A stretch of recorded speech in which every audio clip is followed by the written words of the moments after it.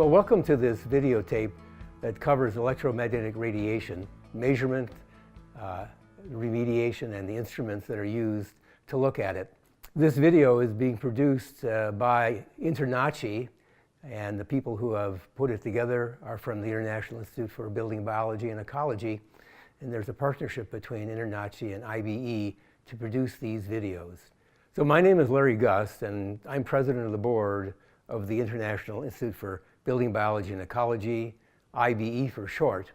I'm also a practicing building biology and environmental consultant and electromagnetic radiation specialist. IBE, in cooperation with InterNACHI, is making 4 videos, starting with an introduction to building biology and the health effects that are caused by electromagnetic radiation exposure. There's a videotape on indoor air quality and one on building physics and building biology. These videos are overviews, and with the support of InterNACHI, we're offering additional training and seminars taught by qualified practicing instructors that will cover more of the details. We will cover today the types of man-made electromagnetic energies, the instruments we use to measure these energies, the sources of these electromagnetic energies that are really of concern to the public, which would include building wiring errors, parallel and neutral paths presented by things like the water line, the TV cable, and to a lesser extent, phone lines and gas lines. We also look at external wireless radiation coming from cell phone antennas and other outside sources, as well as internal sources of wireless radiation, typically the communications devices people bring into their own homes. Now let's take a look at the electromagnetic spectrum chart that shows the relationship that we have between the various types of radiation that I just mentioned. So you see the electromagnetic spectrum chart on the screen now. Looking at the bottom of that, we can see the progression of different types of sources, which are all related by frequency. Frequency increases from the left-hand side of the chart to the right-hand side of the chart. We begin with power system radiation. You can see the electrical transmission line shown in this picture. And we move on to AM radio, which is the next in frequency range, FM radio, and TV. Finally, we get into the range of cell phones, and then further on up in the spectrum is Wi-Fi.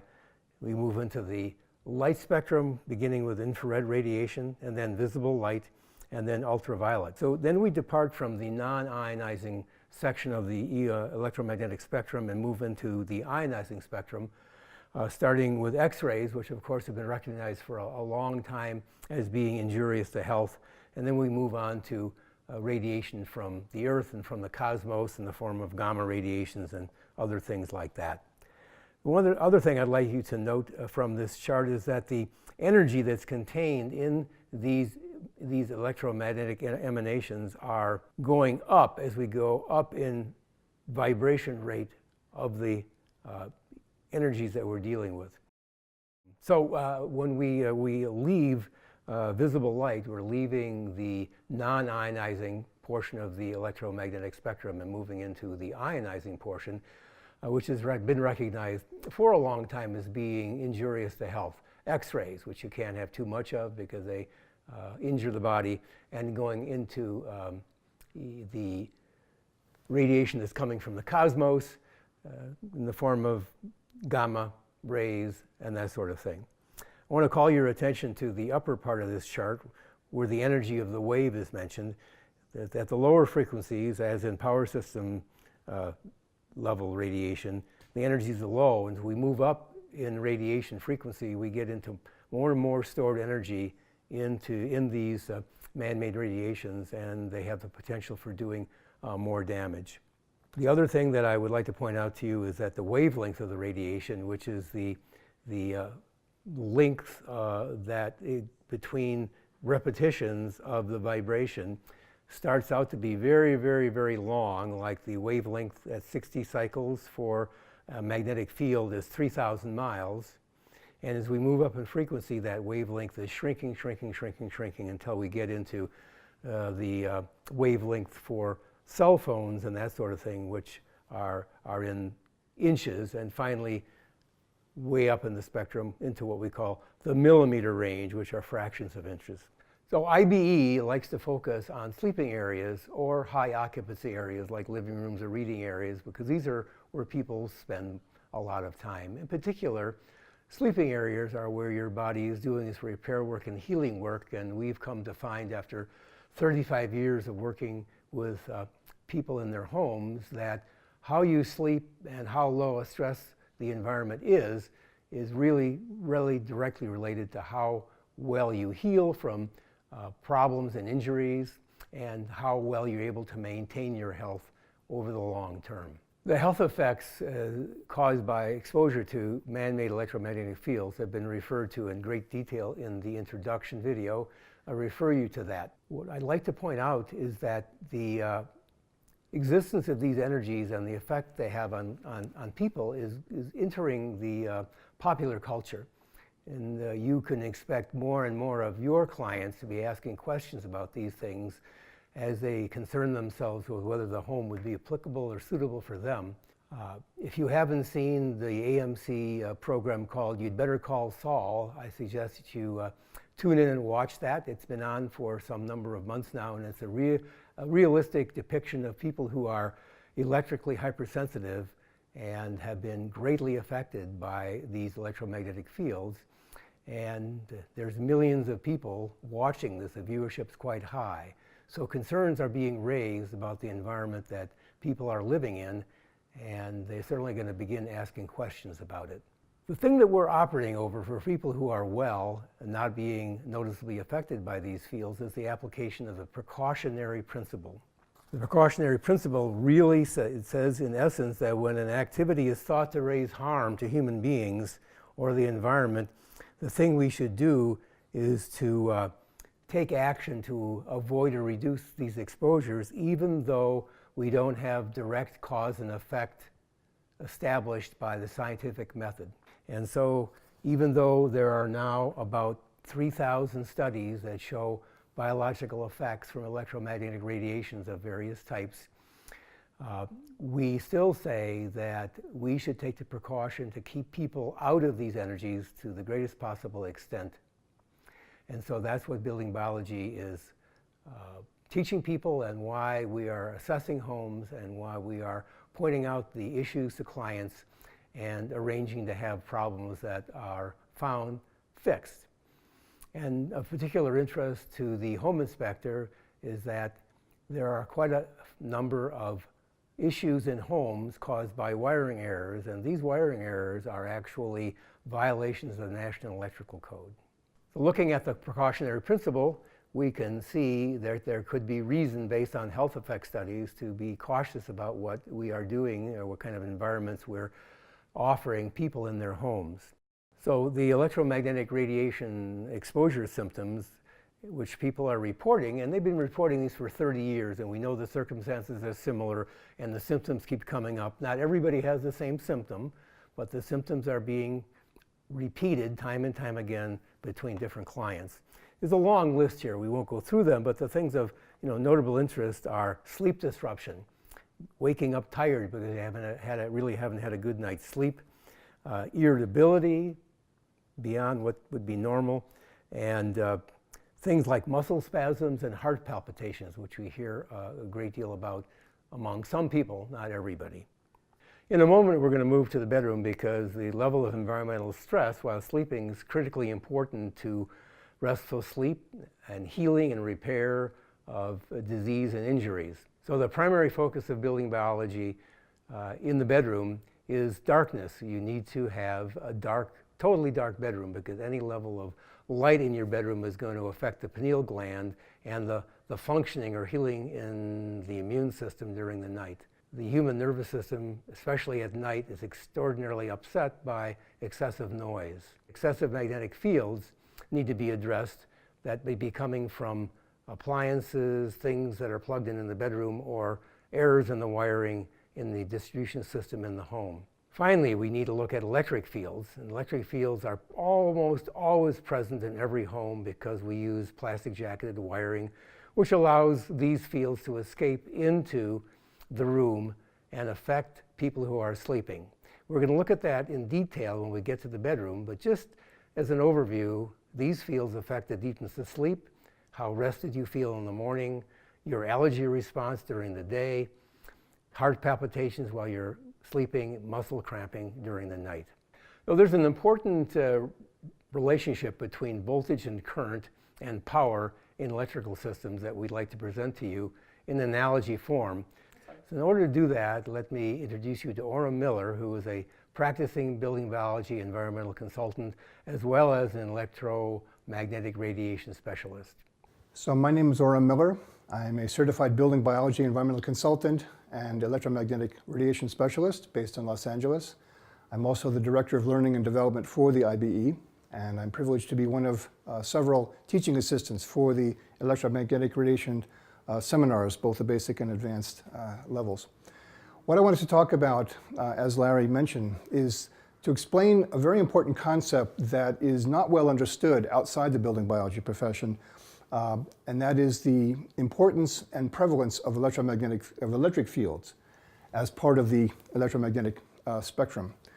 The electric fields that are present in homes are the E of the EMFs, whereas the magnetic fields that we assess and mitigate are the M of the EMFs.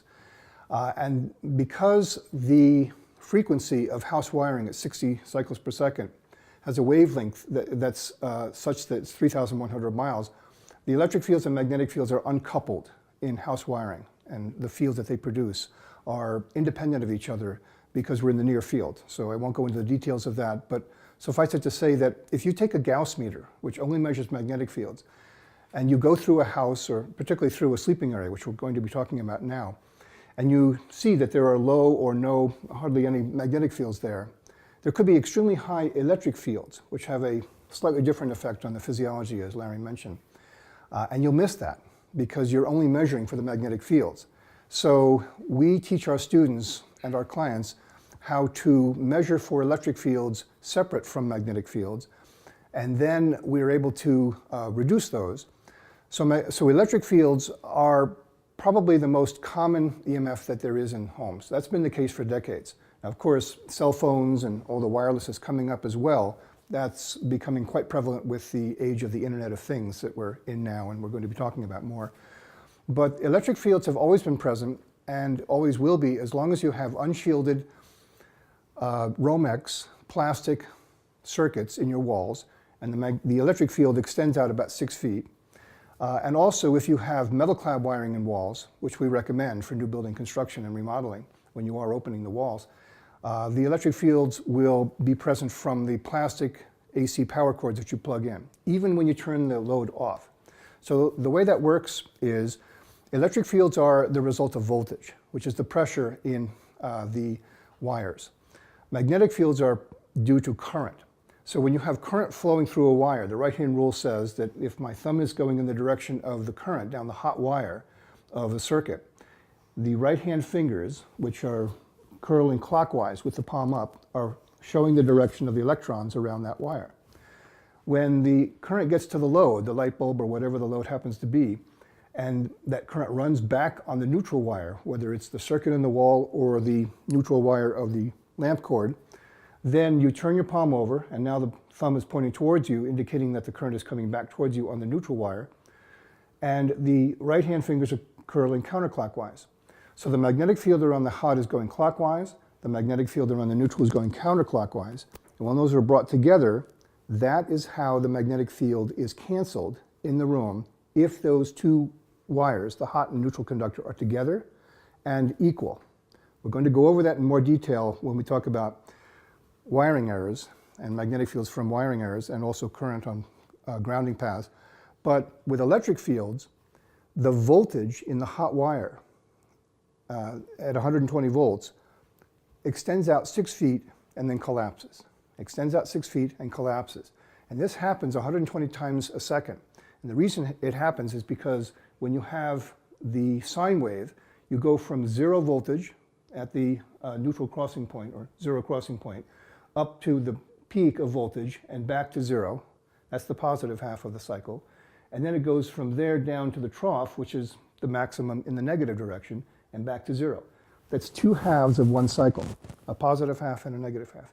So what you have all night long when you're trying to sleep is a field that comes out 6 or 8 feet and then collapses, and then comes out again and then collapses. But it's positive, then it's negative, then positive, and then negative, 120 times a second.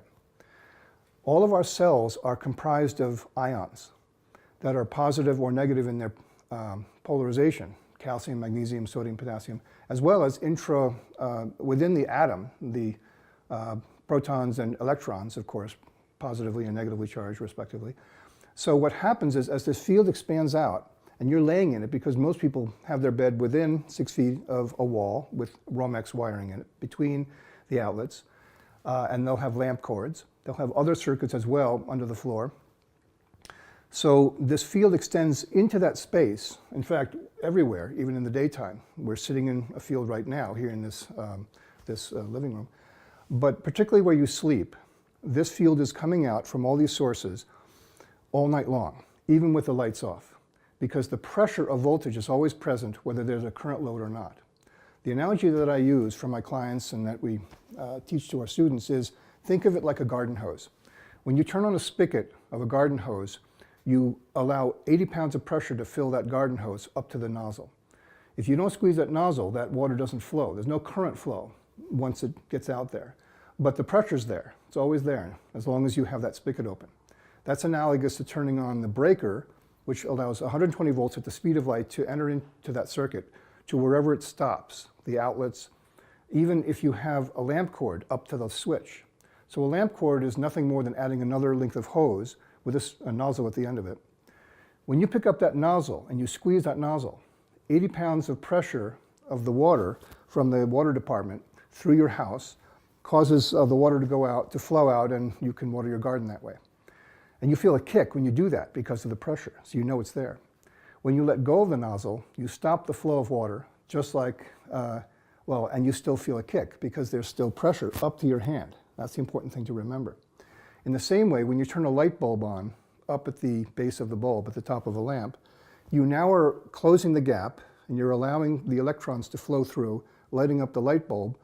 The only difference in this analogy is the current must flow back on a second path right next to the first, and that gets back to the source, and that's how you light up the light bulb. You must have a full loop. Whereas with the water analogy, it goes out in one direction and stays there, or goes that way. But the point is, when you turn out that light, the pressure of voltage at 120 volts is still there right up to the switch, just like the pressure of the water up to the nozzle in your hand. So when you turn that light out, I've had electricians tell me that there's no EMFs there because the current is gone. And I say to them, respectfully, that they're right. But the voltage is still there, and they don't deny that. What they don't remember or realize or put together in terms of what they're taught as electricians versus what we know as building biologists, where we put health as our emphasis in terms of everything that we know for the health of our clients, that voltage extends out 6 feet and then collapses. The field does, the field from the voltage, and then collapses. So all night long you have this oscillating field coming at you from multiple directions. So if you're laying down, it could come from the Romex that goes by your head here. It could come up from underneath you. It can come from the right, from the cord that's on your bedside stand, and over here at the other side.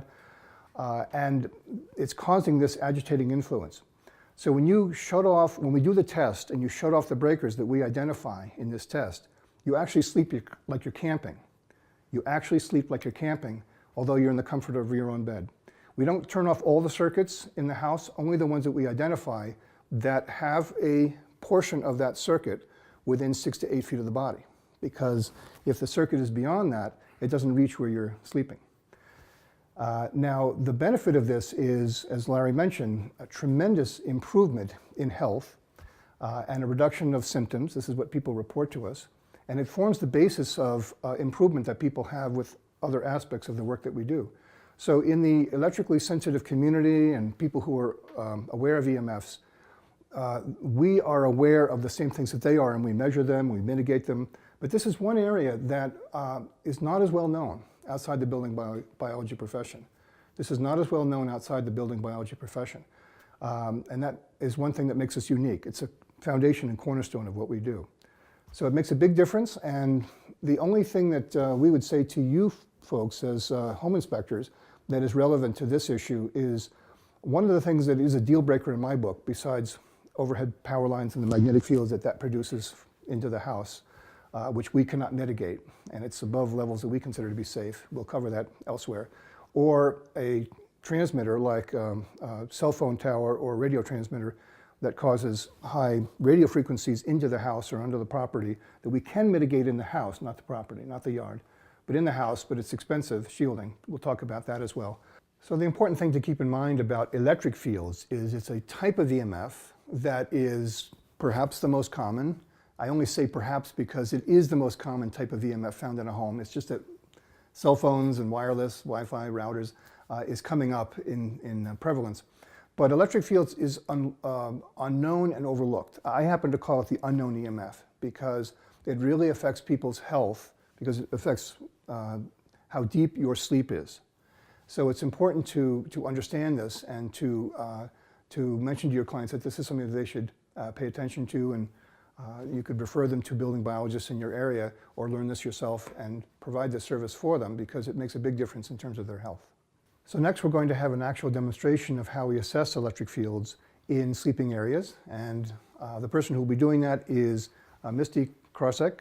She is a certified building biology environmental consultant and electromagnetic radiation specialist based in Boulder, Colorado. Hi, I'm Misty Krawczyk, building biology environmental consultant and electromagnetic radiation specialist. Today we're in a bedroom environment where we're going to be demonstrating with a voltage sensor the electric fields that impact the sleeping area and the importance of not only turning off a lamp during sleep time, but also actually turning off the circuit breakers for the bedroom in order to allow for maximum repair, for your body to have the maximum amount of ability to repair. So as you can see, I have a lamp on here and I have a voltage sensor which demonstrates that there are electric fields emanating from the lamp. And when I turn the lamp off, those electric fields are still there. So in order to maximize the benefits of sleeping at night and your body's ability to repair, you would need to turn off the circuit breakers in your bedroom in order to mitigate the electric fields that are present. In addition to the electric fields that would be emanating from a lamp, if you don't turn off the circuit breakers to your room for sleeping during the nighttime, there's also electric fields that would emanate from the wiring in your walls, particularly if you have Romex wiring in your walls that are not shielded.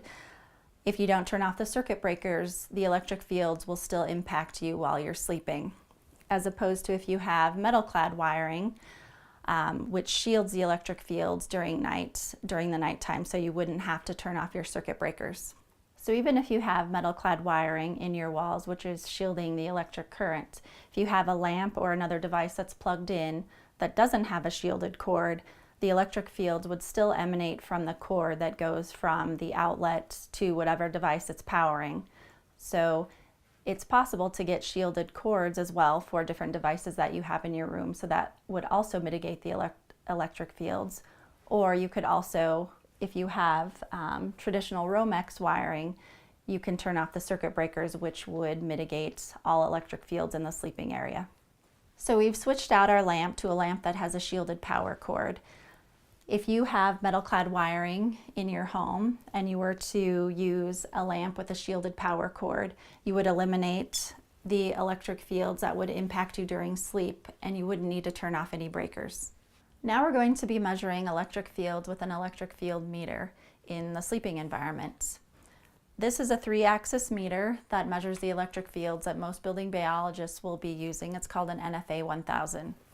When I turn on the meter reads approximately 16 volts per meter in the sleeping environment with the lamp on. When I turn the lamp off, we're still at approximately 16 volts per meter. And if I unplug the lamp,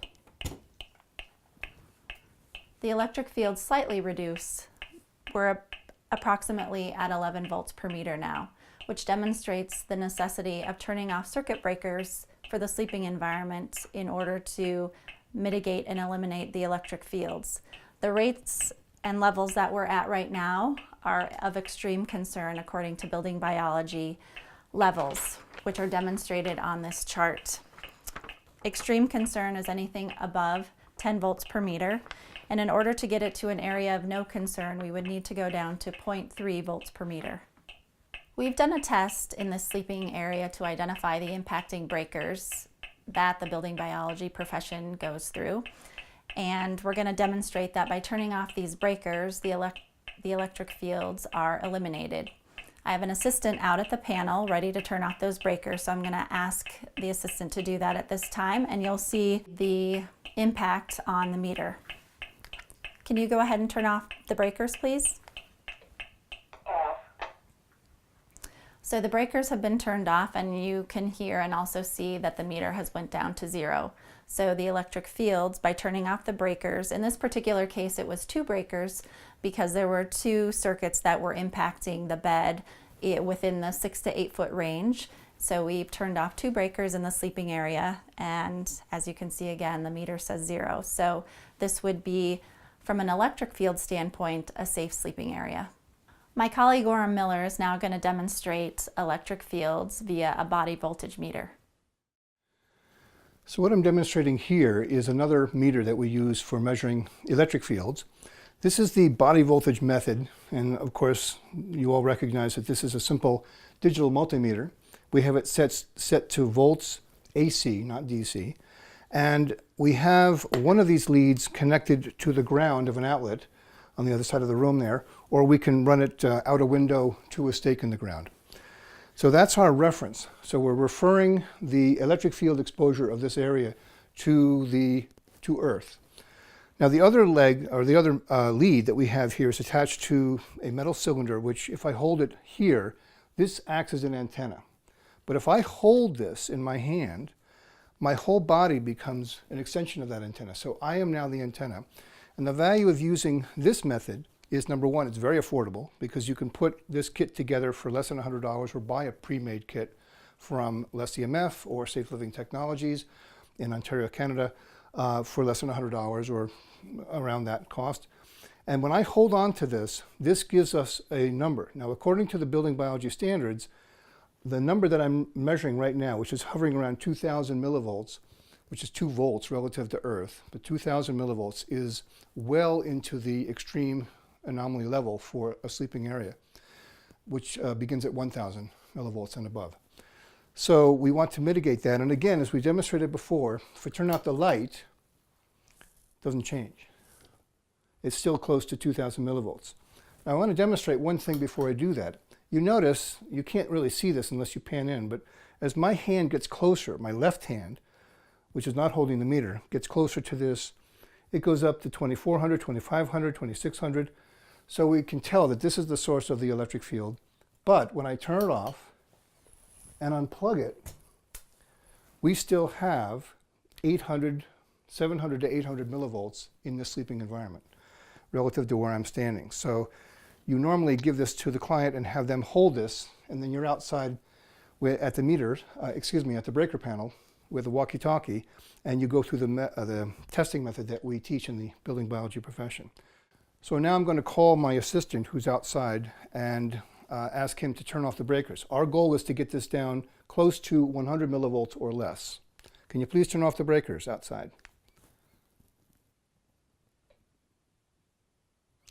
Now that number is close to 100, 130, 140 millivolts or 0.13 volts. So we are now at what we would consider to be at least in the slight anomaly range. It's not always possible to get into the no anomaly range, which would be 10 millivolts or less, but at least we're in the slight anomaly range and out of the severe and extreme anomaly ranges. So we would consider this to be a safer sleeping environment than when we started, which was 2,000. So we've dropped this down 95%.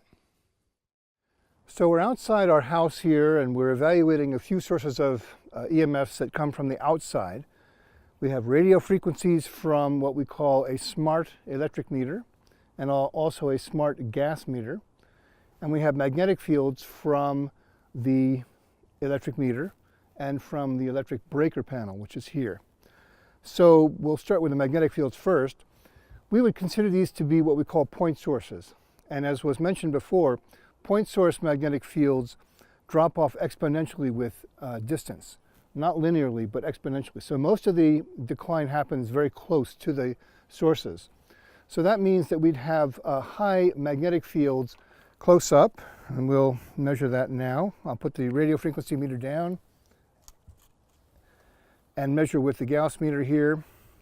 And close to these sources we have 9 to 12 milligauss, 19, 20 milligauss here, 40 actually. But even 1 foot away, it's down to 7, from 43 down to 7. And then 2 feet away, it's already down to 2.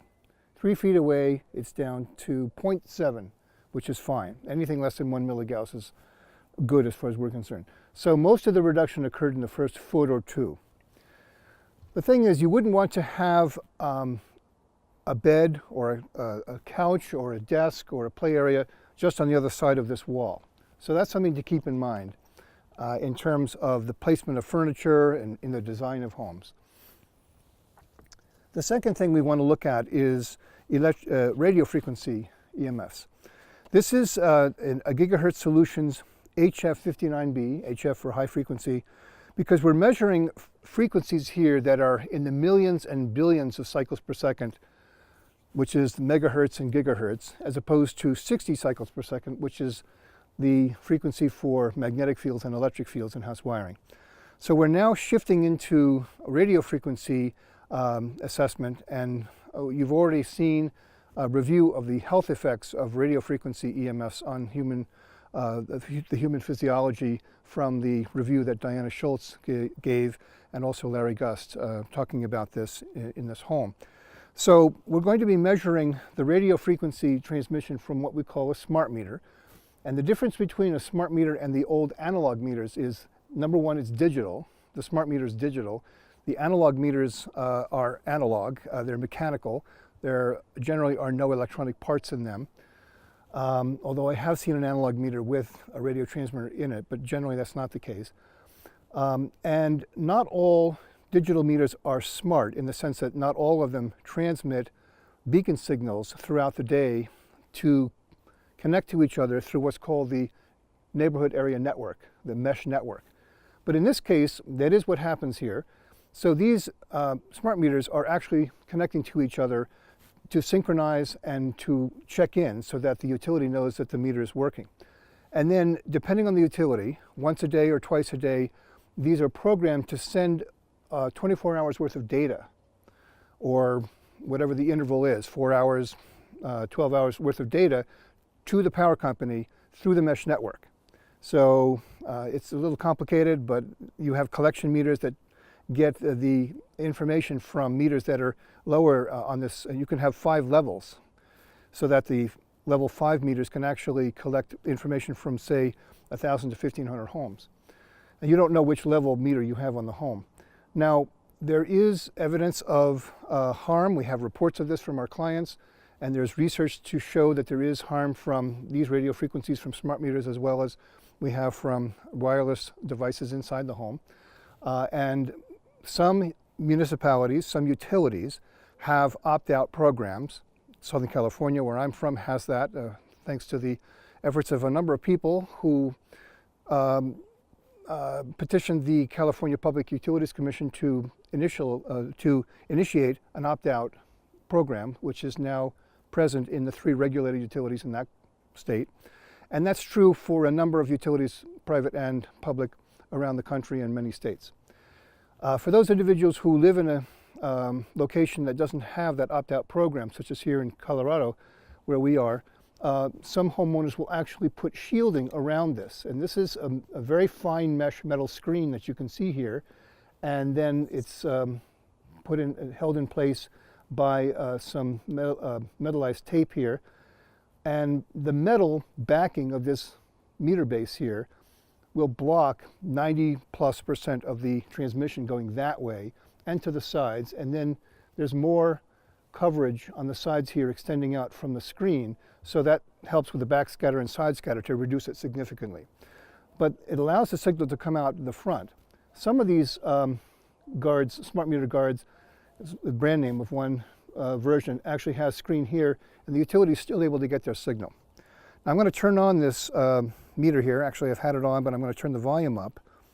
And it turns out that this particular meter, made by GE, but this is an Itron, I-T-R-O-N, transmitter inside, air. And so we heard saw a 5,000 microwatt per meter square level. Now I'm going to put this on peak hold and watch the watch here. So in about 20 seconds, this will transmit again. And you hold it 3 feet away in the far field. This is a far field meter. And then you get an accurate measurement. So we'll just wait and you'll hear, perhaps you can hear the sound. Okay, I don't know if you heard that, but that was a 5,000 microwatt level. I don't know if you can see that, but 5,300 microwatts per meter squared. That's a reading that is, what, 5 times what we consider to be extreme. And we actually would like to have our clients in sleeping areas be below 10 microwatts per meter squared. That gets people into the slight concern level for biological risk. So it's good to opt out if you can. It's good to shield if you can't. It's good to keep your analog meter if they haven't put smart meters in yet. But we prefer that people protect themselves from this particular form of radio frequency EMF. And one last thing on the subject. This is not the only source of radio frequency EMF exposure in the house. A lot of people focus on the smart meters and they don't think about the cell phones, the Wi-Fi routers, and all the other sources that we'll show you inside the house.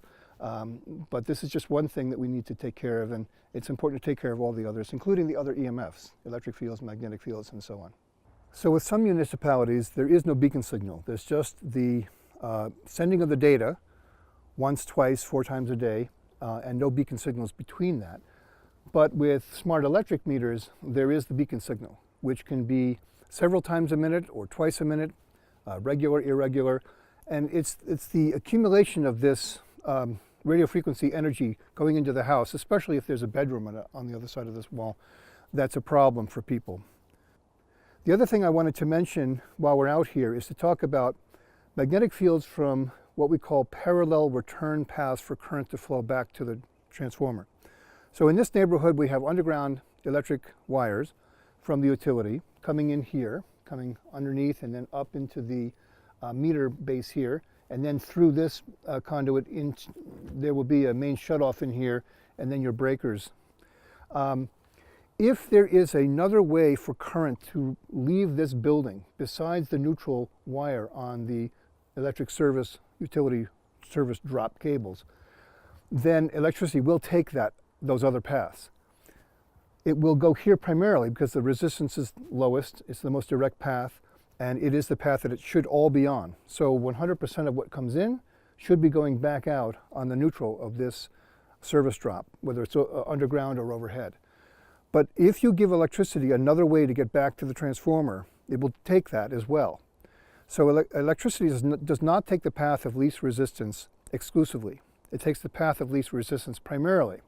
But if you give it a parallel path, like water flowing down a mountain, it will take all paths. So maybe 85 to 90% is here, and you can have 5%, 8% or so going on these other paths. What that results in is a net current. So if you have 8 amps coming in, you should have 8 amps going back out. And if that happens, the magnetic field around the incoming current going up, the right-hand rule would say it would go clockwise if you looked from underneath. Should that magnetic field would equal and cancel fully the magnetic field around the current on the neutral going down, which would be this way, where the electrons are going counterclockwise. However, when you have parallel paths, which include metal water service supply pipes, which are grounded for lightning to get into the earth as the system ground by code, and the sheathing of TV cables, sometimes telephone lines, and then sometimes the ground wire to pool equipment. These are all parallel paths that return current can flow on to get back to the neighborhood transformer. When that happens, that current that's on these other paths is not here. There's a deficit between the two. The current's always what it is on the hots. It doesn't come in any other way. but it goes back on the neutral here and elsewhere. So that what we teach is that we need to bring that current back here, so 100% or close to it goes back here. There's always a little bit trickling on the earth, but we want 90 plus, 95 plus percent or more, 98% on this path. So that's not a deal breaker in our book, but it is something that we need to caution the client, the homeowner, that they need to know about, the person who's interested in buying this house, that if they have these other parallel paths, we need to find them and mitigate them. If not, what happens is there are magnetic fields that come from the current that flows on the grounding wires to the water pipe, which could be on the other side of the house, which is the case here. It's down in the basement, or to the TV cable, which may come in here, which does, but it could come in on the other side of the house. So then you have this current flowing on these grounding paths inside the house or through the house to get to the egress on the other side, to the water pipe or the TV cable, and it causes magnetic fields in your house. Fortunately, that's a fixable situation. So we discussed electric field EMFs in the sleeping area, which is the place and time, that is when we sleep at night, when we are most concerned about that particular type of EMF. It's, again, the most unknown type of EMF. It's the E of EMFs, electric fields, magnetic fields. And that electric field exposure is of most concern in that time and in that place. But in the daytime and evening time, we can also have electric field exposure, particularly from an appliance like a computer, ungrounded appliances. This is what I mean. And what we're talking about is power cords that have a 2-prong plug on them, not a 3-prong plug. So this grounding prong here makes the difference. And that's true for laptops and desktops that we put our hands onto. It's true for refrigerators and other appliances that we are near or touch. They need to be grounded, not ungrounded. Now, desktops are usually almost always grounded, so that's not the issue. It's laptops. And whether it's a Mac or a PC can come with a power cord like this, which is the power cord that goes from the transformer to the plug, and that can either be 2-pronged like this or 3-pronged like this. This is what we prefer and what we recommend. So when it comes to Macs, what we recommend is that instead of using this adapter that comes in the box, you actually cannot put it on in the first place, or if it comes that way, pull it off, and you'll see that there is a grounding button here that goes to the chassis of the computer. But on the inside of this adapter, there is only plastic. There is no metal on the inside of this sleeve to come in contact with this because there's no ground prong here.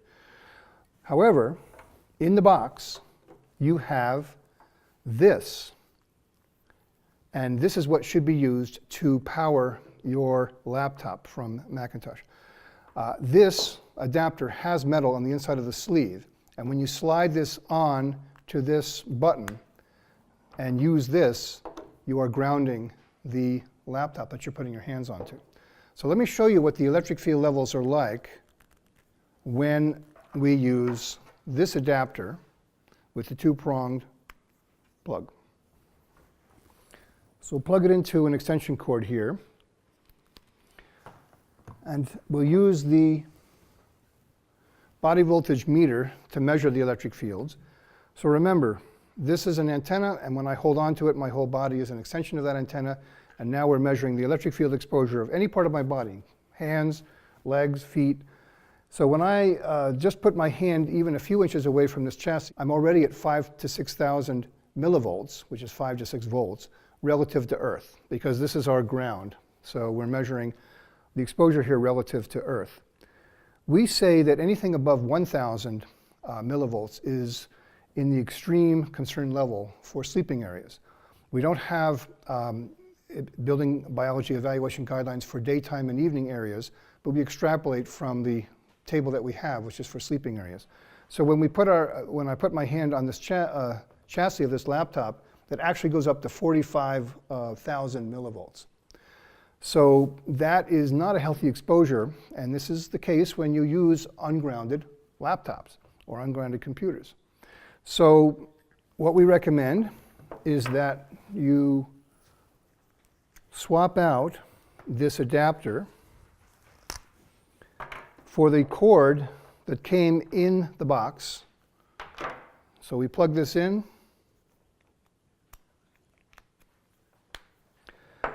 And now I will plug this grounded plug into the extension cord. And now this whole apparatus is grounded, and you'll see a substantial difference in the body voltage reading. And now when I have my hand close to it, it's only 800 millivolts, 0.8 volt, as opposed to 5,000 to 6,000 before. And when I touch this, it actually goes down because this is grounded. This chassis is now grounded. And now it's down around 200 or 300 millivolts, 0.2, 0.3 volts relative to Earth, and that's a good number for daytime exposure. The other way that you can ground a laptop is through the printer cable to a printer that has a grounded plug. And also there are adapters that you can buy that you can plug into the USB port that have a ground plug on the other end. So there are multiple ways that you can ground a laptop. And this is one of the EMFs that we pay attention to in the building biology profession in terms of the relative potential harm that this can cause for health. So we have an example of the elevated electric field exposure that you have in the proximity of an ungrounded refrigerator. And we'll show you that now. And you can see that the levels are quite high without even touching it, just in the proximity of this refrigerator that happens to be ungrounded. Now you can even have a situation where you have a grounded plug on a laptop or a desktop or a refrigerator or any other appliance, but the house has a two-pronged outlet that doesn't have a ground prong from wiring before the 1960s or so. In that case, you want to have at least one grounded outlet in every room, especially where you use a computer and for your refrigerator, however you accomplish that. You can sometimes have an outlet that has a ground hole, but it's not hooked up. So of course, you're all familiar with the use of circuit testers. And what you need to see, as I can show you here, the proper configuration that we want you to see from an EMF standpoint is this, where the center light is lit, meaning that the circuit breaker is on, and that there's 120 volts here, but that this ground indicator here, the second yellow light, needs to be lit and as bright as the center light.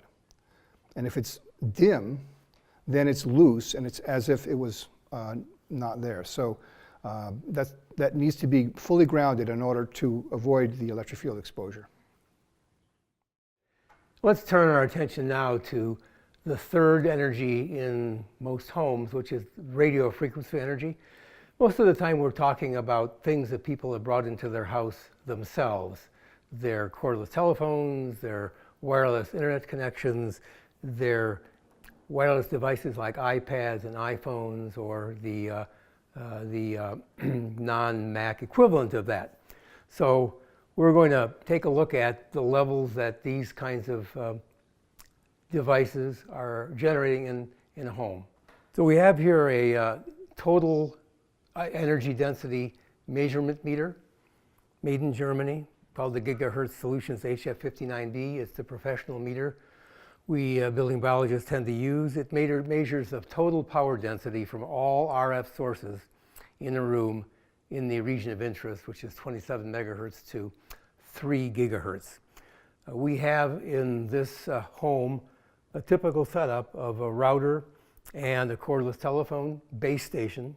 The thing of concern is the cordless telephone base station, not so much the phone that's resting in it or the extension phones that might be in other rooms.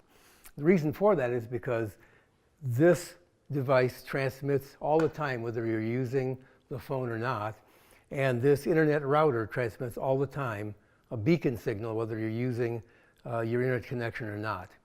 So let's turn on the meter and both hear and see what this sounds like in the kitchen area.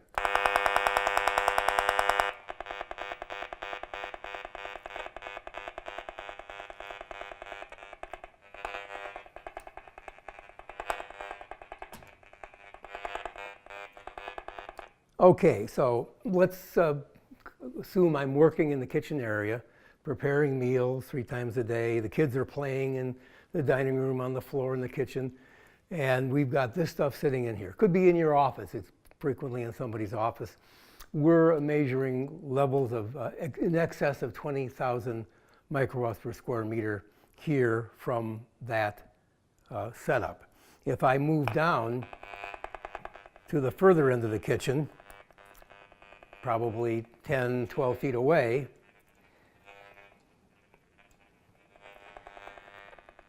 we're running 11,000 microwatts per square meter. Still a very high level of radiation when in the home our goal is to be less than 10, not 11,000, but less than 10, 10. We can even see that this pollution has an effect over here in the family room. So 4,000 microwatts per square meter even in the family room, which we would say would be 20 feet away from the source. Okay, so now we've made the measurements in the kitchen and in the family room. Let's just see what the effect is of getting rid of these things one at a time. Here goes the cordless phone.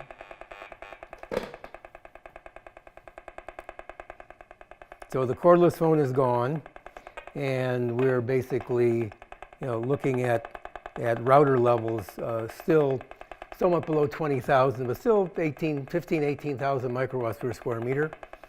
We get rid of the router, and silence descends upon the room, and we have gone down to around 1 microwatt per square meter. So you can see that you're doing this to yourselves if you have these things in your house. In this particular location, we're looking at a pretty decent digital environment coming from outside the house. It's what we've done to ourselves inside the house. So the solution to the problem with the phone is to throw it out and get yourself, or give it to somebody you don't like, and get yourself a corded phone and plug it in. You don't have these problems. Well, as far as the internet connection is concerned, we all want to be connected to the internet, but there's no virtue in having it go through the air. In fact, the data transmission speed is low going through the air compared to what it could be going through a wire. So we can get these routers, which are traffic cops that allow you to use more than one device and connect to one internet connection. It's a traffic cop and decides who gets to go onto the internet at any one time. You can plug right into the back of this with a wire, and you can go to your laptop computer or your desktop computer with this, and you can access the inside of this machine by a control panel. You can turn off the wireless function. These are the antennas that are broadcasting that to the house. You also can buy on the internet devices that have a little physical button on it. You can turn the wireless portion on and off, and it doesn't interfere at all with the hardwired portion of the router. This particular router has room for 4 devices. If 4 devices aren't enough for you, you can get an Ethernet fast switch. You can get 8, 12, 16, 20 individual places you can plug in, and one traffic cop can direct the traffic from all of those devices wanting to use the internet. So we introduced and made measurements using the gigahertz solutions meter, which is around a $2,000 to $2,200 piece of equipment. There are pieces of equipment that aren't as accurate. They're not recognized in court for readings, like this one is in Europe. But there's an acoustometer, AM10, which is around $400 to $500, which gives you both digital readout and LEDs that show you the levels of radiation by the colors of the LEDs at a price of about 1/5 of the price of this one. And then finally, there's another meter made by the same company called the Acousticom 2. And you see a picture of it here. The Acousticom 2 is around $260. And it only has a LED display. And you won't get a digital readout where you can get specific numbers. But for comparing readings between, hey, things are good over here and I feel fine, and am I going to feel fine in this house or this location, And you can use this to compare readings between an area where you're fine and areas which would be higher where you wouldn't be fine. But to get accurate readings that you are able to compare with health standards that have been being reported in the studies, you need something that actually will truly give you a real reading as to the amount of energy that's in the air. If we were in a location where we had a high level of outside radiation coming from cell phone towers, which is the principal culprit in those cases, and you can get situations where the readings in houses are in the hundreds and thousands and they've got nothing to do with equipment like this, they're coming from the outside. There are shielding materials that you can use on the walls and the windows that we cover in the advanced courses presented by IBE every year.